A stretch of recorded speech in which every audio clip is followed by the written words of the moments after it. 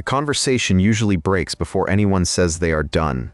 It starts when one small sentence makes the other person feel unsafe to come back. And if you catch that moment early, repair is still possible.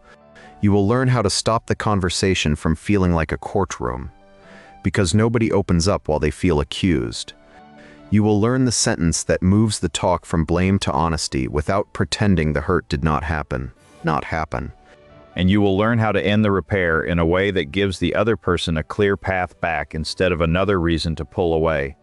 A tense conversation does not always look dramatic. Sometimes it is one person saying, "Fine, forget it." Sometimes it is a short reply, a changed tone, or someone suddenly becoming very calm. That is often not peace. That is protection. Imagine a late-working professional coming home already tired. Their partner asks why they did not reply earlier. Not happen. The professional hears criticism, the partner hears avoidance. Now both people are defending a version of themselves. The consequence is not just a bad mood. Dinner gets quiet. The next message becomes coldels. The relationship does not collapse in one moment. It starts losing daily access. Do not solve the topic while the nervous system is still not happen. Before you explain, correct, or prove your point. If this is the kind of relationship skill you wish more people had before arguments get bigger, save this for the next tense moment and share it with someone who cares about repairing, not just winning. Blamed, your best explanation can sound like a defense. When someone feels dismissed, your calm tone can sound like indifference. Repair starts when you show that the relationship is not on trial. Not happen. Use a sentence like, "I not want this to turn into us against each other. I think we both got hurt in different ways. Can I restart that?" This lowers the fight, names the bond, and asks for a cleaner second attempt. I avoid repair lines that secretly continue the fight. "I am sorry you feel that way" sounds polite, but it lands as distance.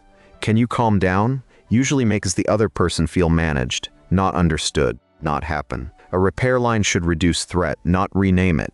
After the repair opener, pause. Do not fill the silence with more evidence. The pause tells the other person, "I am not here to overpower you." In tense conversations, silence used with care can become safety. Once the threat drops, do not jump into a full debate. Name impact before intention. Try, "When that happened, I felt pushed away," instead of "You never listen." Impact invites understanding. Character attacks invite a counterattack.